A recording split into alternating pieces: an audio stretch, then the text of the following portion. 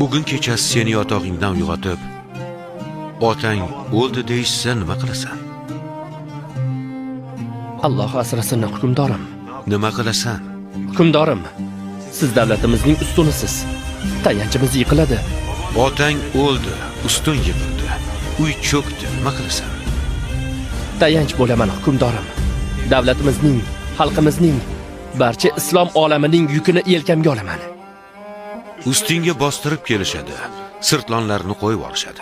Axloqsizliklarini, nomussizliklarini, zolimliklarini qurolga joylab, o'q qilib senga otsalar nima qilasan? Ko'ksimni qalqon qilaman sultonim.